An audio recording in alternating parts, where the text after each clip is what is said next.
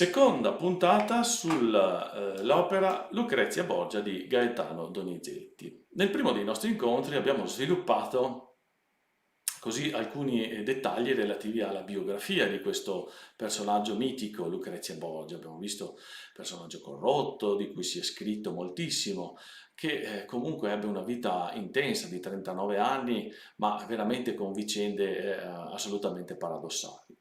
Di tutte queste vicende il librettista Felice Romani trasse diciamo, alcuni elementi per costruire un libretto che è poi ispirato all'omonima opera di Victor Hugo.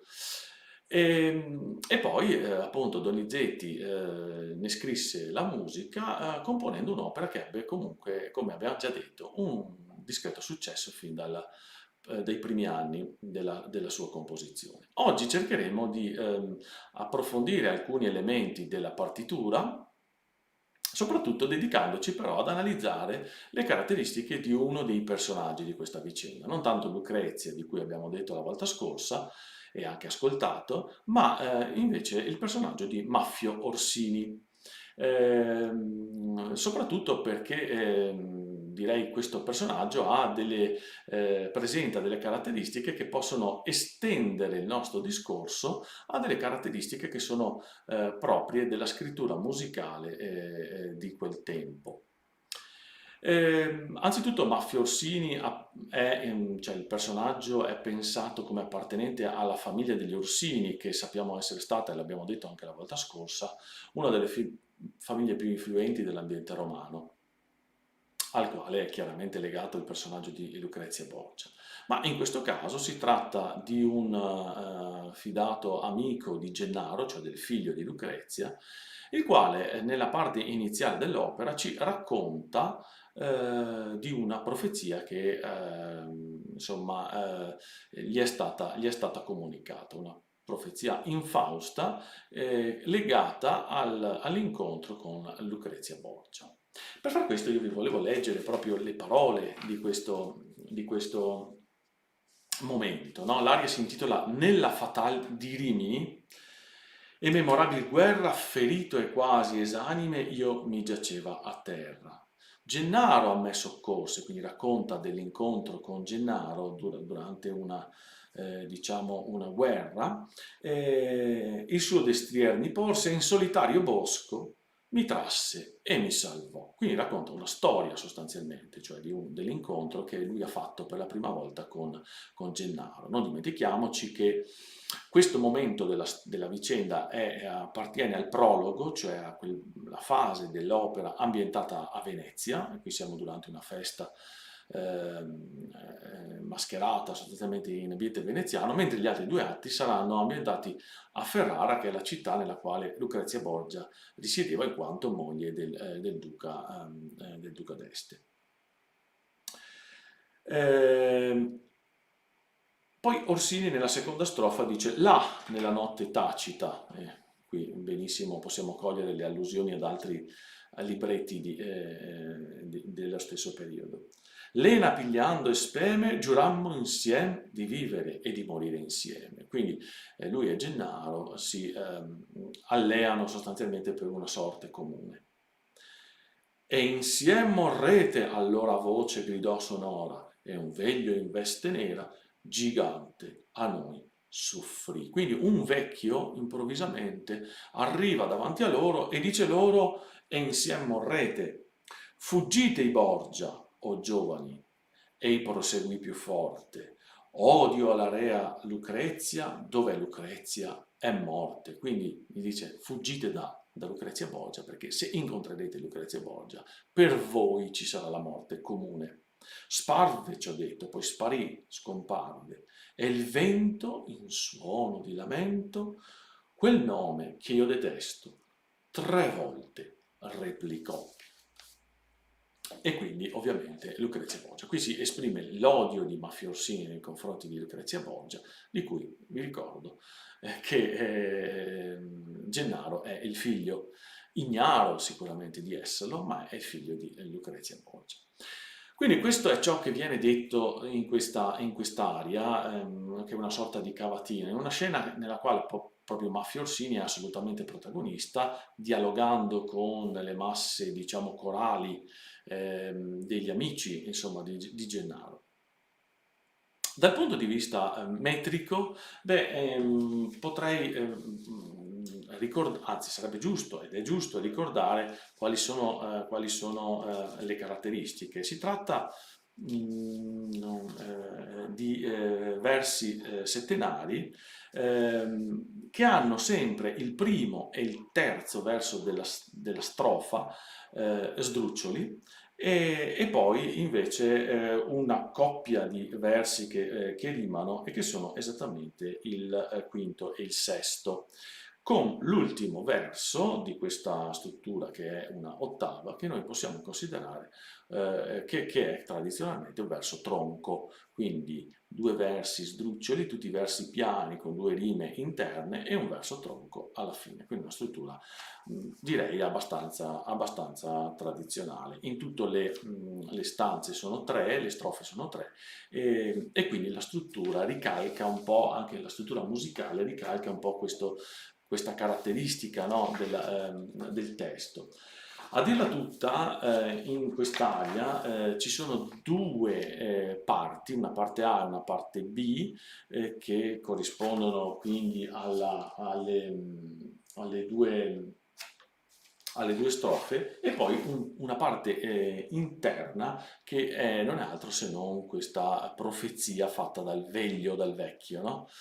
Le caratteristiche musicali sono quelle di una struttura composta da una serie di note pizzicate che accompagnano armonicamente il canto di Maffio Orsini, e poi invece nella parte della profezia la musica si fa molto più scura, con dei tremoli molto stretti degli archi e le parti gravi composte da fagotti e violoncelli che insinuano una parte molto cromatica, cioè composta da note molto vicine l'una all'altra e che danno proprio il senso di questo carattere un po' terrificante, insomma, della profezia di cui ci parla Maffio Orsini. Allora, io direi che in questa fase potremo ascoltare la romanza, non prima di avervi ricordato che la parte di Maffio Orsini è cantata da un mezzosoprano. Nel secondo intervento, subito dopo la romanza, andrò a spiegarvi le ragioni di questa scelta, ma quindi fin d'ora sappiate che l'ascolto è assegnato alla voce del mezzosoprano ed in particolare in questo caso ascolteremo la voce del mezzosoprano Virginia McIntyre, che è collegata dal Teatro San Mauro di Nonetta di Piave. Quindi nella Fatale di Rimini, a voi Virginia McIntyre.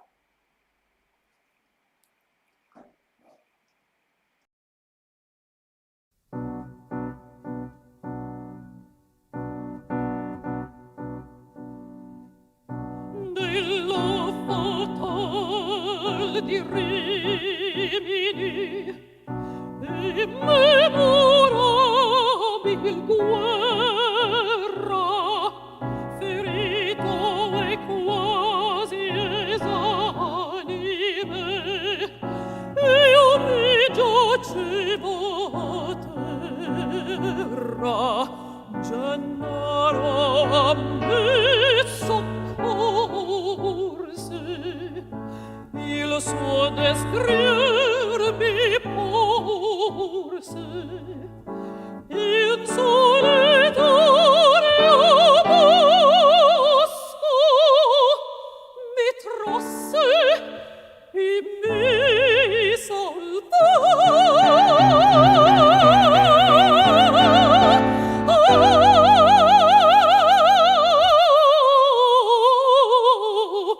Mi trasse e mi salvò.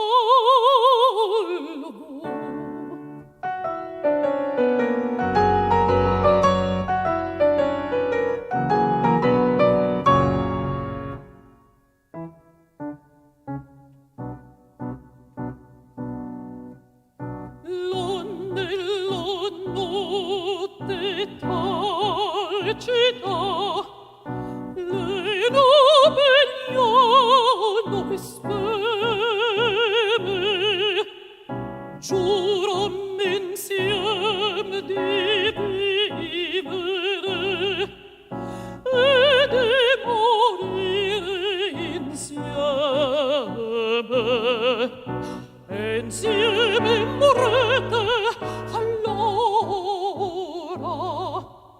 voce grido sonora e un veglio investeva gigante a noi soffrì.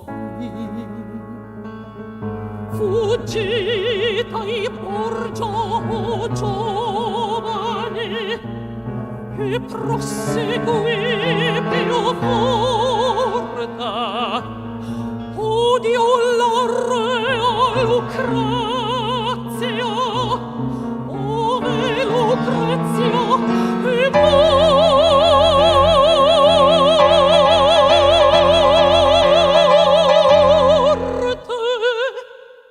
Sparve, ciò detto, e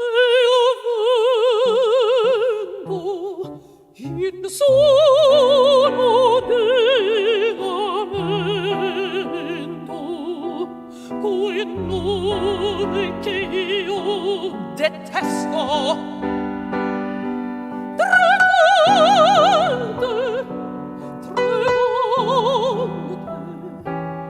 tre volte replica.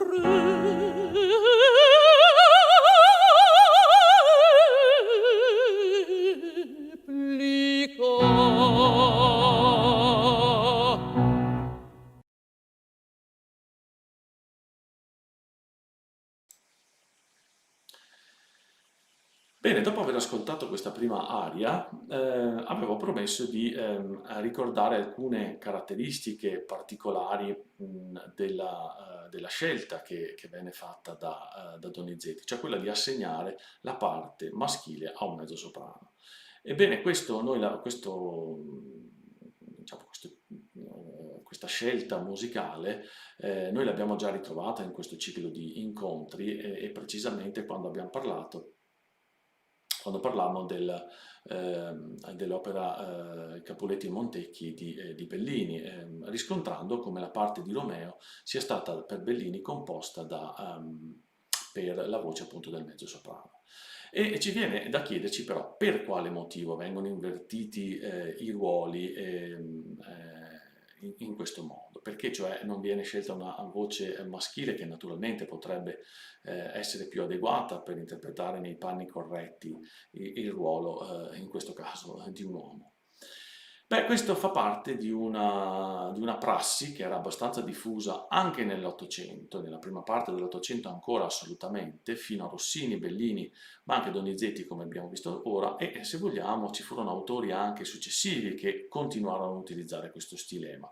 Io voglio ricordare Verdi, per esempio, che a parti invertite, per esempio i paggi come Oscar nel Ballo in Maschera, piuttosto che anche il paggio nel Rigoletto, vengono interpretati da voci femminili. Ma se ci spingiamo anche oltre e arriviamo per esempio a Mascagni, nell'opera Zanetto, lo stesso, la parte del personaggio maschile viene interpretato dal mezzosoprano. Quindi era diventato uno stilema che è stato ereditato chiaramente dalla tradizione precedente a questa, e quindi le parti cosiddette en travesti, cioè nelle quali personaggi di sessi opposti interpretano i ruoli, questa prassi nasceva dal fatto che ancora prima del Settecento, cioè già nell'opera del Seicento, in particolare nell'ambiente romano, ma non solo, si cercò di evitare che le donne cantassero nell'opera e quindi vennero introdotte le parti per le parti femminili e i ruoli vennero assegnati ai castrati. E sappiamo, e qui dovremmo dedicare veramente un capitolo a parte, a quanto fortunate fossero queste voci nei confronti del successo che avevano, cioè in rapporto al successo che avevano con il pubblico. erano voci veramente straordinarie che fecero la fortuna anche degli impresari che li sostennero. E questo particolare timbro della voce dei castrati cominciò ad essere abbastanza familiare nel mondo dell'opera, al punto tale che sembrò abbastanza controproducente andare a eliminare completamente lo stesso effetto. E quindi si pensò in molti casi che la parte, per esempio, dell'amante nell'opera potesse essere tranquillamente affidata alla voce femminile, che più assomigliava a quella del castrato rispetto a quella maschile, eh, quando appunto i castrati cessarono sostanzialmente di esistere o comunque furono molto più rari, no? E quindi vennero sostituiti dalle voci femminili, ma mantenendo quel tipo di caratteristica vocale che era proprio appunto delle loro vocalità. Ecco quindi spiegato in qualche maniera la scelta da parte di molti compositori, la lista è veramente lunghissima, di impiegare appunto per ruoli, soprattutto per ruoli tradizionalmente affidati ai maschi, ai cantanti maschi, perché sono nella vicenda degli uomini, a delle voci femminili. Ehm, allora, questo appunto venne accolto anche da Donizetti, che scelse in questo caso per il ruolo di Maffio Orsini appunto la voce del mezzosoprano o del contralto. Ecco, la differenza tra mezzosoprano e contralto è sempre una sfumatura abbastanza particolare, non sempre ben chiara e ben definita. In questo caso sicuramente la vocalità è una vocalità più contraltile che mezzosopranile, perché è una vocalità che è scritta su una tessitura mediamente più bassa di quella della voce tradizionalmente assegnata al mezzosoprano romantico. Però viene generalmente interpretata comunque anche dal mezzosoprano. Per completare il nostro incontro di oggi ho pensato, cosa che di solito non facciamo perché facciamo un ascolto per ogni puntata, ma questa volta volevo proporvi l'ascolto di un altro momento, insomma, di quest'opera, che è tratto dal secondo atto dell'opera stessa, e cioè un duetto, o una parte, insomma, la parte conclusiva del duetto tra Gennaro e Maffio Orsini. Visto che abbiamo parlato del rapporto tra i due, che sono sostanzialmente degli amici, minati però da questa sorte comune che sembra essere stata profetizzata da questo veglio, ecco, ascoltiamo appunto la parte finale del duetto che si trova nel secondo atto. Qui siamo chiaramente a Ferrara nell'ambientazione e vedremo che i toni, i caratteri, insomma, di questo momento sono sicuramente diversi da quelli che invece caratterizzano la prima parte. È una parte molto briosa che sembra quasi alludere a una certa comicità anche nella scrittura e che comunque direi che è un passo molto coinvolgente. Non lo proponiamo dalle classiche registrazioni streaming che facciamo presso i teatri, in particolare il Teatro San Mauro di Noventa di Piave, ma in questo caso vi proponiamo una incisione live, cioè una incisione che è stata fatta precisamente il 18 di ottobre del 2020 presso la chiesa di Schio, la chiesa di San Francesco a Schio in provincia di Vicenza. Ovviamente si tratta di un video che è di natura quasi amatoriale e che non ha certamente il paragone con la qualità audio-video degli altri ascolti che abbiamo fatto, ma mi sembrava significativo anche perché coinvolge non solo la stessa interprete che noi abbiamo ascoltato pochi minuti fa, ma anche perché ci consente di conoscere il personaggio in questo modo di Gennaro, che magari approfondiremo nel terzo appuntamento dedicato appunto all'opera Lucrezia Borgia. Bene, quindi duetto Gennaro-Orsini tratto dal secondo atto di Lucrezia Borgia. Le voci sono quelle di Virginia McIntyre e del tenore Filippo Filippov. Buon ascolto e alla prossima puntata.